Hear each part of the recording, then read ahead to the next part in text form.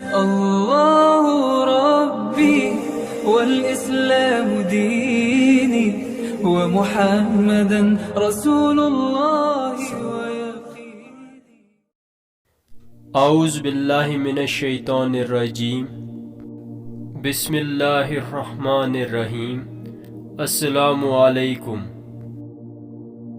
پیارے دوستو، دلچسپ معلوماتی اسلامک ویڈیوز کے لیے ہمارا channel Islamic knowledge guide subscribe کریں اور ساتھ میں بیل کے آئیکن کو پریس کریں تاکہ ہمارے ہر نئے آنے والے ویڈیو کی نوٹیفیکیشن آپ کو ملتی رہے۔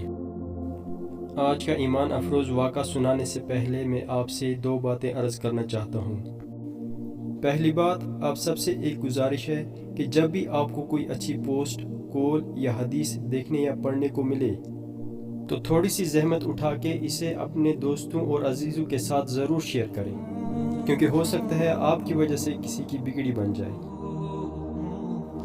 دوسری بات، اس واقعے کو لے کر میری اپنی کیفیت کے بارے میں ہے کہ جب بھی میں اس واقعے کو سنتا ہوں یا پڑھتا ہوں تو نہ جانے کیوں خود بخود میری آنکھوں سے آنسو جاری ہو جاتے ہیں اور مجھ پہ ایک عجیب سی کیفیت طاری ہو جاتی ہے۔ یہ واقعہ حضور صلی اللہ علیہ وسلم کے وصال کے قریب کا ہے اور واقعہ کچھ اس طرح ہے۔ حضور اقدس صلی اللہ علیہ وسلم کے وصال کا وقت جب قریب آیا تو آپ صلی اللہ علیہ وسلم کو شدید بخار تھا، تو آپ صلی اللہ علیہ وسلم نے حضرت بلال رضی اللہ تعالیٰ عنہ کو حکم دیا کہ مدینہ میں اعلان کرو کہ اگر کسی کا آن حضرت صلی اللہ علیہ وسلم پر کوئی حق باقی ہے تو آ کے لے لے۔ یہ خبر مدینہ میں غم و اندوہ کی صورت میں پھیلی تو ہر طرف سے سسکیوں اور آنسوں کے دریا بہہ نکلے، ہر آنکھ اشکبار تھی اور دل غم میں ڈوبے ہوئے تھے۔ تمام لوگ مسجد نبوی میں جمع ہو گئے۔ حضور صلی اللہ علیہ وسلم کے صحابہ کی آنکھوں میں آنسو اور دل بے چین و بے قرار تھے۔ جب تمام لوگ مسجد نبوی میں جمع ہو گئے تو سرور کونین تشریف لائے۔ لوگوں کے دل غم سے ابل رہے تھے اور آنکھوں میں آنسو کے سیلاب امڑ رہے تھے۔ حضور صلی اللہ علیہ وسلم کو اس قدر تیز بخار تھا کہ چہرہ انور سرخ ہو رہا تھا۔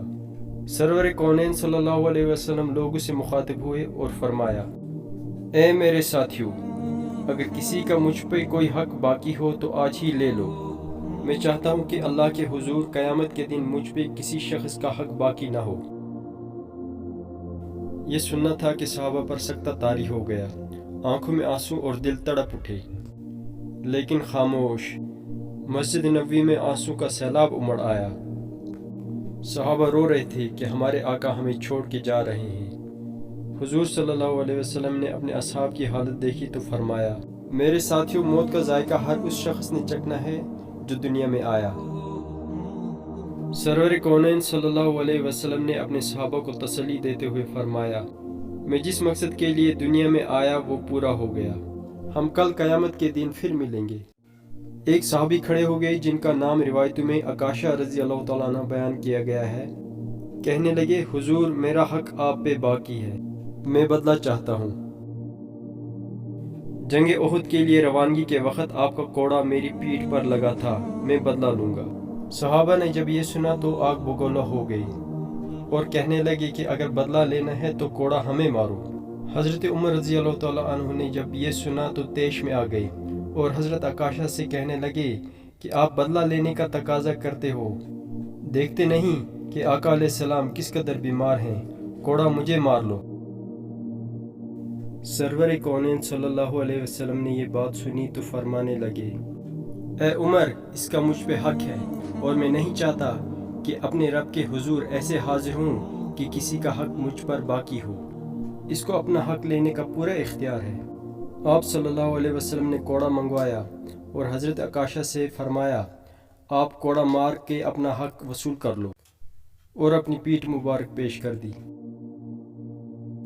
حضرت عکاشہ کہنے لگے کہ مجھے ننگی پیٹھ پر کوڑا لگا تھا۔ آپ صلی اللہ علیہ وسلم نے اپنا کرتا بھی اتار دیا۔